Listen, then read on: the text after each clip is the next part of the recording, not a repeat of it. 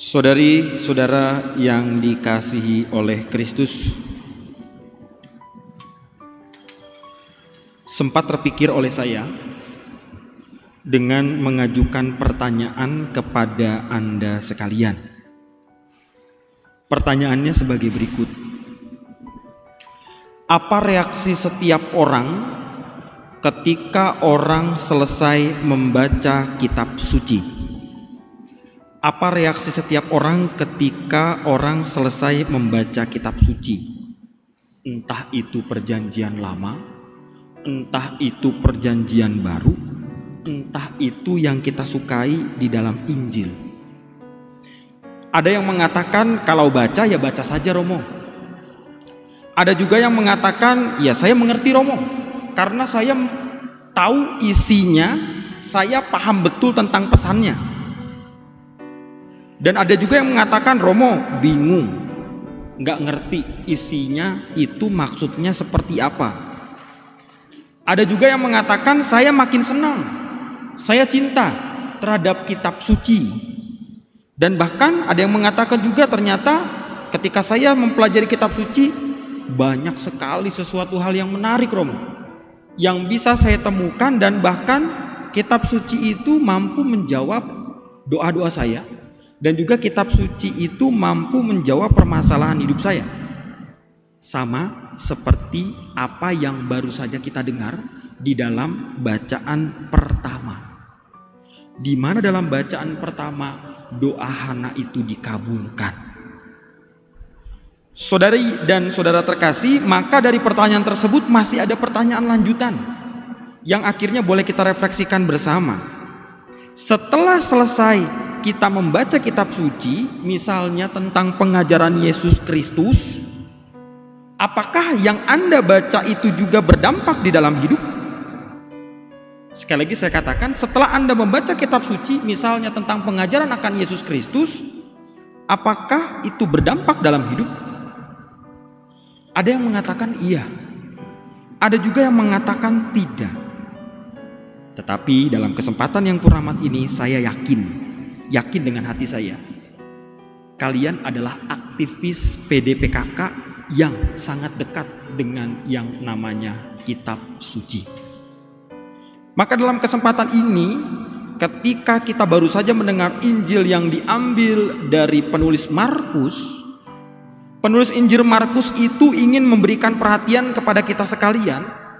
Ketika Injil ini baru selesai dibacakan, dan akhirnya kita tahu bahwasanya dalam isi bacaan Injil pada sore hari ini Yesus mengajar sebagai orang yang berkuasa. Harapannya ketika penulis Markus ini memberikan perhatian, hendaknya kita sebagai pendengar itu memiliki dampak dari pengajaran Yesus Kristus itu sendiri. Sekali lagi saya katakan, Injil hari ini Yesus mengajarkan kepada kita sebagai orang yang sungguh-sungguh berkuasa. Sehingga dampaknya apa? Orang di sekitarnya itu menjadi takjub. Yesus menekankan ketika Yesus itu mengajar dengan penuh kuasa, ia tidak sama seperti dengan ahli-ahli Taurat. Dan bahkan ketika Yesus mengajar sebagai orang yang berkuasa, Yesus memiliki tindakan yang sangat nyata terhadap orang yang kerasukan namanya roh jahat. Saudari-saudara terkasih, apa poin penting yang boleh kita gali bersama dari perjumpaan yang penuh rahmat ini ketika kita mendengarkan Yesus yang mengajar sebagai orang yang berkuasa? Apapun yang kita baca, yang kita sebut sebagai sabda Tuhan, ketika Yesus itu menyapa kita di dalam bacaan Injil ataupun perikop-perikop yang lain, harusnya apa yang Anda baca itu sungguh-sungguh punya dampak dalam hidup. Dampak dalam hidup seringkali membuat kita takjub. Bagus ya ajaran kitab sucinya, bagus ya ajaran gerejanya, bagus ya penerapan iman yang kita senantiasa boleh lakukan dalam kehidupan sehari-hari. Bahkan juga seringkali bukan hanya kita mengalami pengalaman takjub, seringkali kita menjadi seperti ahli Taurat yang seringkali baca Injil, tapi ketika kita menyampaikan pesan Kristus itu seperti tong kosong nyaring bunyinya. Atau bahkan seringkali juga kita ingin meminta sabda Tuhan supaya sabda Tuhan itu mampu menyelesaikan masalah hidup saya.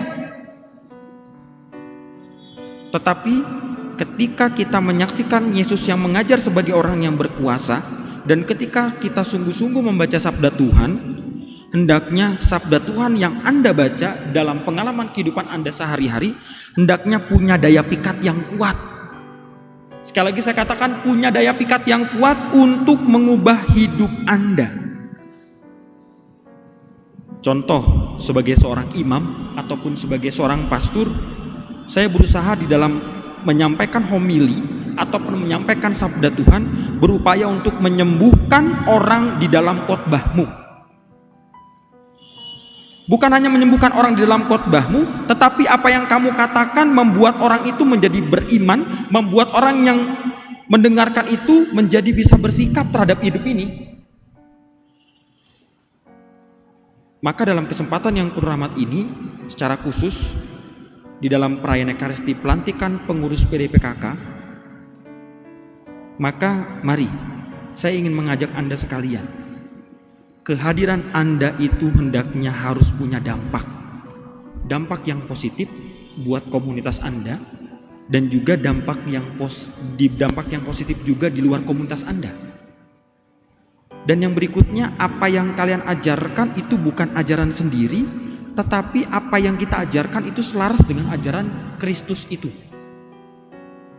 Dan yang terakhir, Anda terpilih, Anda melaksanakan tugas perutusan sebagai pengurus ini hendaknya mampu untuk membawa setiap pribadi untuk sampai kepada Kristus yang senantiasa kita imani bersama.